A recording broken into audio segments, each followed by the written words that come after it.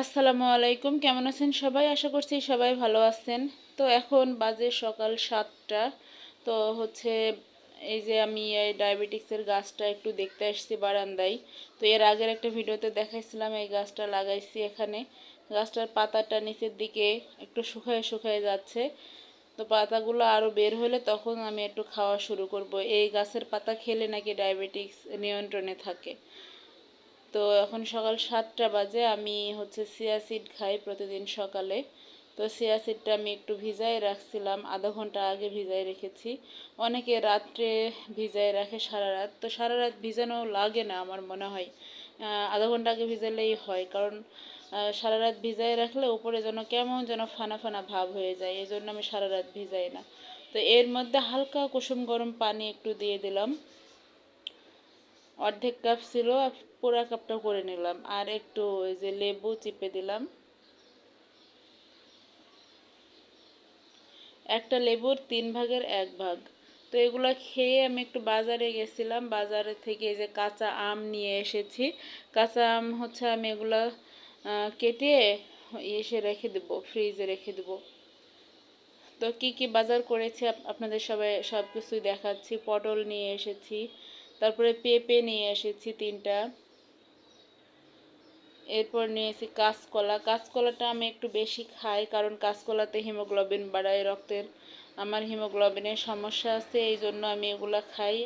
আর আলু নিয়ে এসেছি, আলু হচ্ছে 2 ধরনের আলু নিয়ে এসেছি। এটা হচ্ছে মিষ্টি আলু, আমার ছেলে খুবই পছন্দ করে, বিশেষ করে ছোট ছেলে খুবই পছন্দ করে, বড় ছেলে অত বেশি খায় না।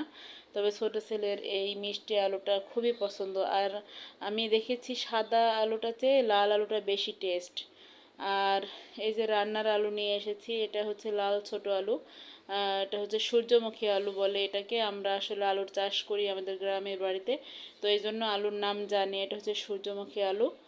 আর নিয়ে এসেছি পুঁই শাক। পুঁই শাকটা আসলে আমার খুবই পছন্দ, ছোটো মাছ দিয়ে বলেন, বড় মাছ দিয়ে বলেন, কিংবা মাছের মাথা দিয়ে বলেন, আমার খুবই ভালো লাগে। আর এটা হচ্ছে মাসকলাইয়ের ডাল দিয়েও রান্না করা যায়, খুবই ভালো লাগে পুঁই শাক। তো পুঁই শাকটা আমি কেটে নিচ্ছি, আমি ডাঁটাগুলো আলাদা রেখেছি আর পাতাগুলো আলাদা রেখেছি। এরপর আমি এই আমগুলো কেটে ফ্রিজে রেখে দেবো আমডাল খাওয়ার জন্য। আমার ছেলেরা আবার আমডাল খেতে পছন্দ করে। তো বছরের প্রথম এই যে কাঁঠাল নিয়ে এসেছে আমাদের বাসায়। আমাদের গ্রামের বাড়িতে কাঁঠাল আছে, কিন্তু এখনও খেতে পারিনি, এখনও গ্রামে কাঁঠাল পুষ্ট হয় নাই, বড় হয় নাই। তো এখানে বাজার থেকে কিনে নিয়ে এসেছে, এই বছরে প্রথম আমরা কাঁঠাল খাচ্ছি। অনেক সুন্দর মিষ্টি ছিল কাঁঠালটা, খুবই ভালো ছিল।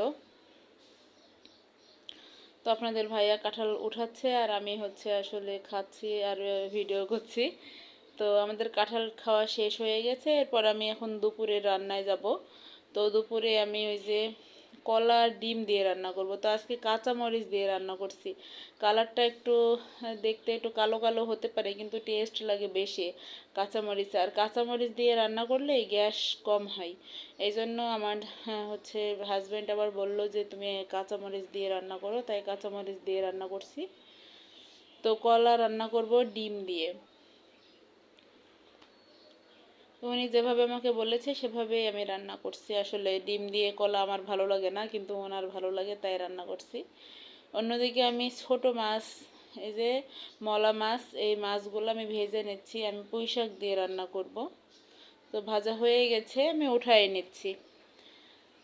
তো মশলা কষিয়ে আমি হচ্ছে এর মধ্যে জিরা, রসুন বাটা, তারপরে মরিচ মরিচ কাঁচামরিচই দিয়েছি, দিয়ে পুঁইশাকগুলো দিয়ে কষাই নিয়েছি। ওইদিকে কলার অবস্থা দেখেন, এই যে ডিম আমি এভাবে ছেড়ে দিয়েছি, ভেজেও দিইনি, সিদ্ধ করেও দিইনি, এভাবে মানে ফুটছিল তরকারিটা, ওই সময় ডিমটা ছেড়ে দিয়েছি। আমি আগেই বলেছি কাঁচামরিচের রান্না, একটু কালারটা অন্যরকম হয়েছে। তো আমার কলা রান্না হয়ে গেছে, আমি নামাই ফেলেছি। এখন এই যে পুঁই শাকটাও কষানো হয়ে গেছে, এর মধ্যে আমি এবার দিয়ে দেবো পাতাগুলা। পাতাগুলা শেষে দিয়েছি, কারণ পাতা আগে দিলে কালারটা নষ্ট হয়ে যায়, সেই জন্য আমি পাতাটা একটু পুঁই শাকটা হালকা সিদ্ধ হয়ে গেলে তখন আমি পুঁই শাকের পাতাটা দিয়ে দিই। তো আমার এই যে রান্না প্রায় হয়ে আসছে, হালকা একটু পানি দিয়েছিলাম, তো সুন্দরভাবে সিদ্ধ হয়ে গেছে। এই পর্যায়ে আমি ভাজা মাছগুলা দিয়ে দিলাম। চারিদিকে মেলিয়ে দিচ্ছি, দিয়ে আমার রান্না শেষ করছি। এই যে কলার তরকারি আসলে কালো হয়েছে একটু, কাঁচা, সম্পূর্ণটাই কাঁচামরিচ দিয়ে রান্না। তো আর হচ্ছে পুঁই শাকটা দেখেন কতটা লোভনীয় হয়েছে, তো দেখেন অনেক সুন্দর হয়েছে। তো আপনারা সবাই ভালো থাকবেন, আমার চ্যানেলের পাশে থাকবেন, সাবস্ক্রাইব করে দিবেন। ধন্যবাদ সবাইকে, আসসালামু আলাইকুম।